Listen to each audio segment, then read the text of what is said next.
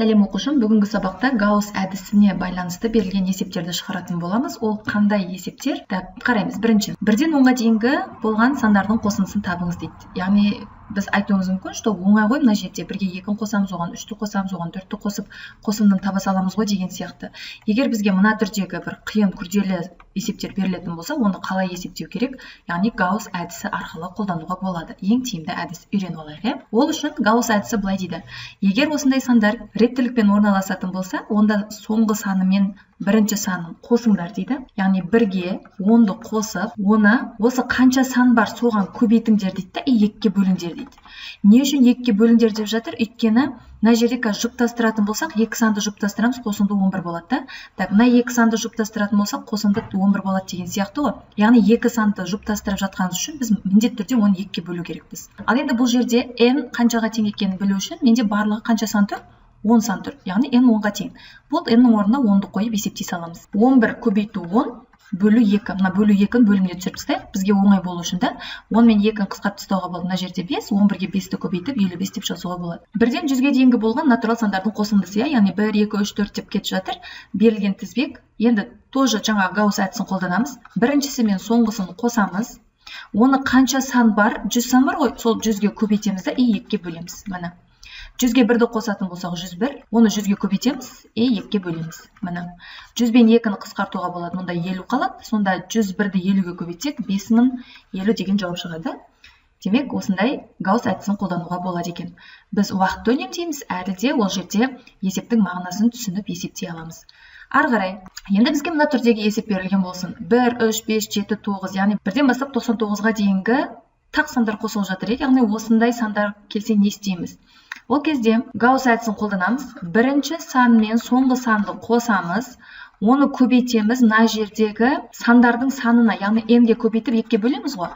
Енді осы жерде n-ді табу формуласы бар. N-ді қалай табуға болады? Мына жерде просто наугад айта салуға болады, 50 ғой деген сияқты. Егер басқа түрдегі есептер берілсе, оны қалай анықтаймыз? Сол жердегі n формуласын сендерге айтып түсіндіріп кетейін. N-ді табу үшін біз былай жасаймыз. Ең соңғы саннан 99-дан бірінші санды азайтамыз, ең бірінші санды. Одан кейін қадамға бөлеміз. Қадам деген ара қашықтығы қанша қосылып жатыр? Қандай заңдылық орындалып жатыр? 2 қосылып жатыр, барлығына. Демек, осы 2 ол қадам. 2-ге бөлеміз. 1-ді қосамыз, міне, плюс 1. Постоянно плюс 1 деген қосылып тұрады. 99-дан 1-ді азайтсақ 98, 2-ге бөлеміз, 1-ді қосамыз. 98-ді 2-ге бөлсек 49, 49-ға 1-ді қоссақ 50. Демек, мына жерге m-нің орнына қазір мен 50-ді қойып есептеймін. Кеттік. 99-ға 1-ді қосамыз 100, 100-ді 50-ге көбейтеміз, 2-ге бөлеміз, міне. 100 бен 2-ні қысқартуға болады, мұнда 50 қалады, 50 мен 50-дің көбейтіндісі 2500. Демек, 1, 3, 5, 7, 9 деп тақ сандардың қосындысы 99-ға дейін қосындысы 2500-ге тең екен. Түсінікті? Егер кішкене түсініксіздеу болып жатқан болса, видеоны артқа қайтарып, қайтадан көруді кеңес беремін. Мысалы, мынандай есеп. 1, 4, 7, 10, 13, 16, 19 деп кетіп бара жатыр, 97-ге дейінгі сандардың қосындысын тап дейді. Так, Гаусс әдісін қолданамыз. 97-ге 1-ді қосамыз. Оны n-ге көбейтеміз, 2-ге бөлеміз. Ал енді бұл жерде n нешеге тең, соны анықтауымыз керек. n-ді табу үшін соңғысынан біріншісін азайтамыз, қадамға бөлеміз. Қанша қосылып жатыр? Қадам қаншаға тең? 3-ге тең болып тұр да. Демек, 3-ге бөлеміз. Плюс 1. Міне. 97-тен 1-ді азайтсақ 96, 3-ге бөлеміз, 1-ді қосамыз. 96-ны 3-ге бөлетін болсақ 32 болады, оған 1-ді қоссақ 33 болады. Демек, n 33-ге тең екен. Орнына қоямын. Сонда 97-ге 1-ді қоссақ 98 болады, оны 33-ге көбейтеміз, 2-ге бөлеміз. 98 бен 2-ні қысқартатын болсақ 49 болады, 33-ге көбейтеміз. Так, 49-ді 33-ге көбейтсек 1617 шығады. Түсінікті да, Гаусс әдісін осылай түрде қолдана алады екенбіз.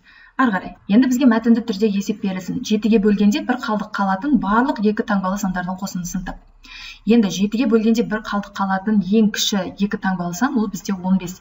Мәтінді есеп келсе, міндетті түрде ең алдымен сандардың тізбегін анықтап алуымыз керек. Ол бірінші сан қайсы, соңғы сан қайсы және қадамы қаншаға тең екенінде. Яғни 15-ті қазір 7-ге бөлетін болсақ, 2 болады да бір қалдық қалады. Демек, ең кіші сан 2 таңбалы ол 15 екен. Одан кейін 22, 7 қосылып кете береді ғой, одан кейін 29 деген сияқты. Ең үлкен 2 таңбалы сан 7-ге бөлінетін сан ол 98, ал енді бір қалдық қалу үшін менде ең үлкен сан ол 99 болады. Осы сандардың қосындысын табу керекпіз. Ал енді кеттік, Гаусс әдісін қолданамыз. Біріншісі мен соңғысын қосамыз. Оны сандар санына көбейтеміз, қанша сан бар екенін, и оны 2-ке бөлеміз. Енді n-ді тауып алуымыз керек. N-ді табу үшін соңғысынан біріншісін азайтамыз. Қадамға бөлеміз. Қадам бізде 7 қосылып жатыр, міне. Сол үшін 7-ге бөлеміз и 1-ді қосамыз. 99-дан 15-ті азайтатын болсақ, 84 болады. 84-ті 7-ге бөліп 1-ді қосамыз. 84 7-ге бөлсек 12, оған 1-ді қоссақ 13. Демек, мына жерге n-нің орнына 13-ті қойып есептейміз. 99-ға 15-ті қосам 114 болады. Оны 13-ке көбейтіп 2-ге бөлеміз, міне. 114 пен 2-ні қысқартатын болсақ 57 болады да, 57-ні 13-ке көбейтеміз, 741 шығады екен. Демек, 15, 22 деп 7-ге бөлгенде бір қалдық қалатын барлық 2 таңбалы сандардың қосындысы 741-ге тең екен. Түсінікті? Ары қарай. Енді бізге мына түрдегі есеп берілсін да. 17-ге бөлінбейтін барлық 3 таңбалы натурал сандардың қосындысы. Яғни 17-ге бөлінбейтін бізде ең кіші 3 таңбалы сан ол 100. 100 бөлінбейді. Содан кейін 101 ол да бөлінбейді. Так, одан кейін 102 17-ге бөлінеді ма? Так, бөлінеді екен, я? Одан кейін 103 бөлінбейді. Одан кейін 104 бөлінбейді. Енді қарайық. Бұл жерде егер заңдылыққа қарайтын болсақ, мына жерде 1 қосылып жатыр, сосын мына жағына 2 қосылып жатыр, ары қарай 1 қосылып жатыр, я? Ал Гаусс әдісін біз қай кезде қолданамыз? Яғни бірдей қадам болған кезде ғана, бірдей сандар қосылып тұрған кезде ғана. Енді мына нәрсе бізде не болып жатыр? Гаусс әдісіне тура келмейді, шығара алмаймыз. Ал енді Гаусс әдісіне келтіріп алу үшін осыны мен кері амалмен орындайын. Яғни 17-ге бөлінбейтін емес, 17-ге бөлінетін 3 таңбалы сандардың қосындысын тауып алайын. Қазір оны не үшін тауып жатырмын? Сабақтың осы видеоның соңына дейін түсіндіремін да. Кейде бізде кері оймен шығарған бізге тиімді келеді. Өйткені қазір мына жерде болмай қалды біздің жағдайда. Қадамымыз әртүрлі болып қалды ғой да. Сондықтан енді мен қазір 17-ге бөлінетін сандарды алатын болсам, маған өте тиімді болады. Мен қазір бірінші 17-ге бөлінетін натурал 3 таңбалы натурал сандардың қосындысын анықтап алайын. Яғни ол жерде ең бірінші менде 17-ге бөлінетін ол 102, одан кейін 17-ін қоссақ 119, я, кете береді осылай. Так, ең үлкеніміз 3 таңбалы сан 17-ге бөлінетін. Ол бізде қанша? 17-ге бөлінетін ең үлкен 3 таңбалы сан ол 986. Так, енді бұл жерде Гаусс әдісімен қолдана аламыз. Өйткені қадамдары бірдей, яғни бәріне 17 қосылып жатырды. Сонда Гаусс әдісі бойынша біріншісіне соңғысын қосамыз, оны n санына көбейтіп 2-ке бөлеміз. Енді n-ді табуымыз керек, е? N бізде соңғысынан біріншісін азайтамыз, оны қадамға бөлеміз. Қадам бізде қанша? 17, да? 17-ге бөлеміз и плюс 1-ді қосамыз, міне. 986-тан 102-ні азайтын болсақ 884 болады. 17-ге бөліп 1-ді қосатын болсақ, так, мынау бізде 52, 52-ге 1-ді қоссақ 53 болады. Демек, n-нің орнына мен 53-ті қоям. 102-ге 986-ны қосамын, 1088 болады.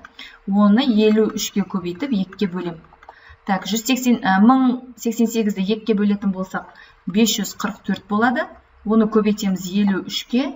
Тең болады 28832.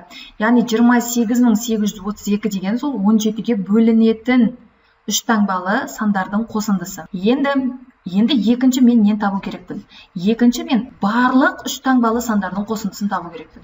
Міне, барлық 3 таңбалы сандардың қосындысы. Барлық 3 таңбалы сандардың қосындысы ең біріншісі ол 100-ден басталады, ең соңғысы нешемен аяқталады? 999-мен аяқталады. Енді осын табу керекпін. Так, мен оны мына жерге есептейін. Яғни 100-ден 999-ға дейінгі сандардың қосындысын табайық. Ол үшін 100-ге қосамын 999-ды, n-ге көбейтем және 2-ге бөлем. Так, енді n-ді табу үшін соңғысынан азайтамын біріншісін и қадамға бөлемін да. Қадам менде нешеге тең? 1-ге тең ғой, 1 қосылып жатыр. 1 и оған 1-ді қосамын. Так, 999-дан 100-ді азайтатын болсам 899 болады, оған 1-ді қоссақ 900 болады. Яғни 900 сан бар екен да.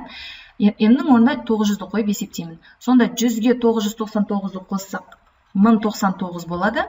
Оны 900-ге көбейтеміз да и 2-ге бөлеміз. Мына екеуін қысқартатын болсақ 450 болады. Ал 1099-ды 450-ге көбейтсек 494.550 деген шығады. Бұл дегеніміз не? бұл бізде қызылмен шығарғанымыз барлық үш таңбалы сандардың қосындысы. Ал мына 28832 деген ол 17-ге бөлінетін сандардың қосындысы. Ал енді осы екеуін азайтатын болса, менен не шығады? 17-ге бөлінбейтін барлық үш таңбалы натурал сандардың қосындысы шығады екен. Түсіндіре алдым ғой?